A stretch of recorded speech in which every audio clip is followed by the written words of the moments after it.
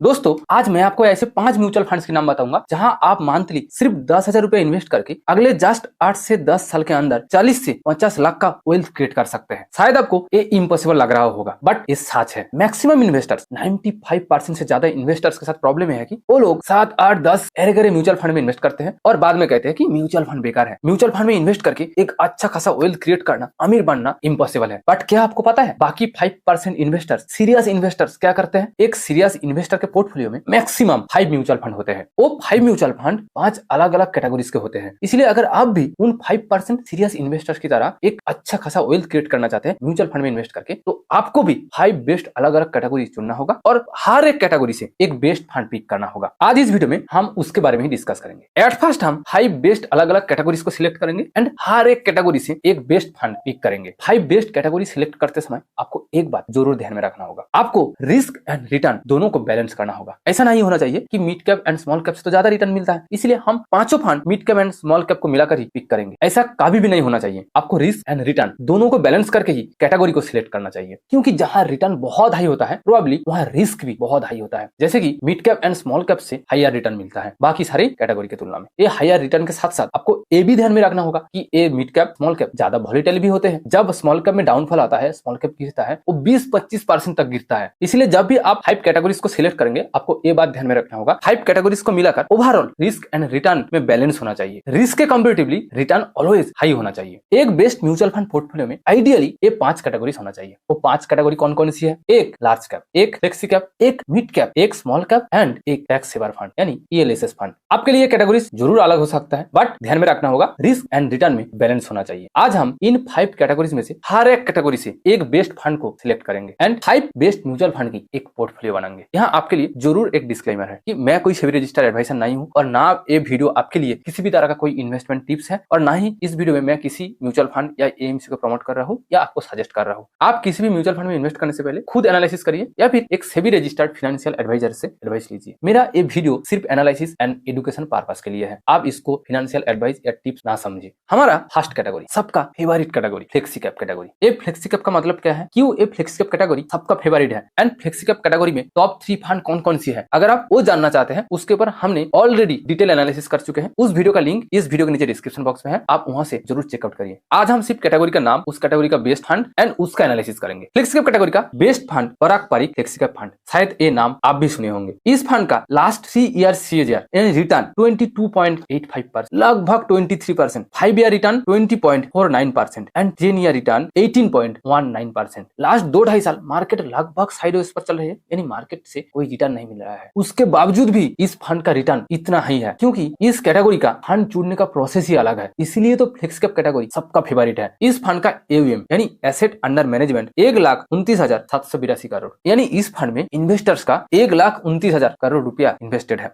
अब देखेंगे 3 important risk versus return parameter. पहला पैरामीटर शार्प रेशियो। किसी भी फंड का शार्प रेशियो आपको ये बताता है उस फंड ने हर यूनिट रिस्क के बदले कितना रिटर्न कमाया। ये शार्प रेशियो जितना हाई होगा उस फंड का रिस्क वर्सेस रिटर्न उतना अच्छा है। ये शार्प रेशियो पॉजिटिव में होना ही चाहिए। इस फंड का Sharpe ratio 0.52%। Next parameter alpha. ये अल्फा का मतलब कि इस फंड का जो रिटर्न वो बेंचमार्क के तुलना में कितना % हाई है। अगर किसी फंड का अल्फा +2 है इसका मतलब कि उस फंड ने बेंचमार्क की तुलना में 2% एक्स्ट्रा रिटर्न कमाया। इस फंड का अल्फा 5.62 बहुत ही अच्छा है। Next beta. ये बीटा पैरामीटर से साफ पता चलता है फंड में रिस्क कितना है। अगर किसी फंड की बीटा 1 से लो है इसका मतलब उस फंड में जो रिस्क वॉलेटिलिटी वो बेंचमार्क की तुलना में लो है, इसलिए ये बीटा 1 से जितना कम होगा उतना ही अच्छा है। इस फंड की बीटा 0.55% यानी बहुत ही अच्छा है। And last parameter expense ratio. Expense ratio का मतलब कि इन्वेस्टमेंट कॉस्ट या चार्जेस जो भी आप कह लो इतना है। इस फंड का एक्सपेंस रेशियो 0.63%। ये एक एक्टिव फंड है। एक्टिव फंड में एक्सपेंस रेशियो तुरंत हाई होता है बट अगर किसी एक्टिव फंड का एक्सपेंस रेशियो 0.7 के अंदर है तो आप उसको एक अच्छा फंड एक्सपेंस रेशियो के मामले में मान सकते हैं।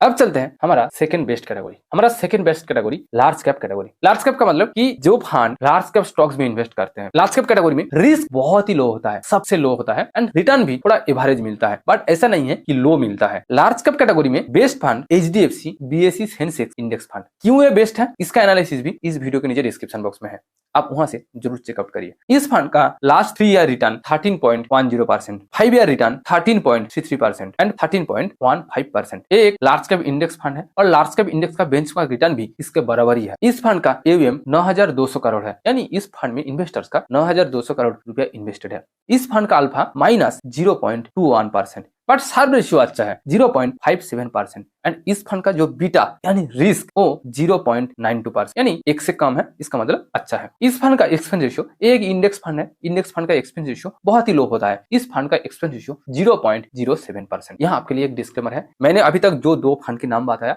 और आगे चलकर जो 3 फंड के नाम बताऊंगा, ये आपके लिए किसी भी तरह का कोई इन्वेस्टमेंट टिप्स या आपके लिए कोई रिकमेंडेशन नहीं है। आप किसी भी फंड में इन्वेस्ट करने से पहले खुद रिसर्च करिए या एक सेबी रजिस्टर्ड फाइनेंशियल एडवाइजर से एडवाइस लीजिए। हमारा थर्ड बेस्ट कैटेगरी एक मिड कैप कैटेगरी का फंड है। मिड कैप फंड्स का मतलब कि जिन सारे fund mutual fund mid size के कंपनी में इन्वेस्ट करते हैं। मिड कैप फंड्स का रिटर्न लार्ज कैप के तुलना में हाई होता है, लेकिन रिस्क भी हाई होता है। मिड कैप कैटेगरी का best fund Edelweiss mid cap fund. इस फंड का लास्ट 3 ईयर रिटर्न 27.86%, लगभग 28%, 5 ईयर रिटर्न 26.79, लगभग 27% एंड लास्ट 10 ईयर रिटर्न 19.81%, यानी लगभग 20%। इस फंड का ये तीनों टाइम पीरियड का रिटर्न बाकी सारे मिड कैप के तुलना में, जितने सारे मिड कैप फंड्स हैं सबके तुलना में हाईएस्ट है। इस फंड का AUM 13,195 करोड़।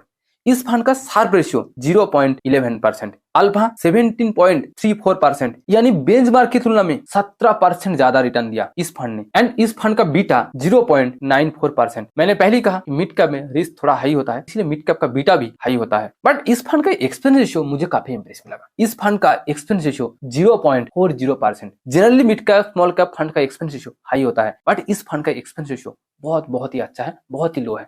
हमारा फोर्थ बेस्ट फंड एक स्मॉल कैप कैटेगरी का फंड है। स्मॉल कैप फंड्स का मतलब जिन सारे फंड स्मॉल साइज के कंपनी में इन्वेस्ट करते हैं। एक छोटे साइज के कंपनी में पोटेंशियलिटी बहुत ही हाई होता है, ग्रोथ बहुत ही हाई होता है, इसलिए यहाँ रिटर्न बहुत ही हाई है। लेकिन आपको ये बात भी ध्यान में रखना होगा कि एक स्मॉल साइज के कंपनी का डूबने का चांस भी बहुत ही हाई होता है, इसलिए रिस्क भी बहुत ही हाई होता है। इस स्मॉल कैप कैटेगरी में best fund according risk versus return is HDFC small cap fund. इस फंड का last 3 year return 21.71%, last 5 year return 28.20% and last 10 year return 19.32%। इस फंड ने लास्ट 5 ईयर में लगभग 29% एंड लास्ट 10 साल में लगभग 20% रिटर्न दिया, कंपाउंडेड रिटर्न दिया।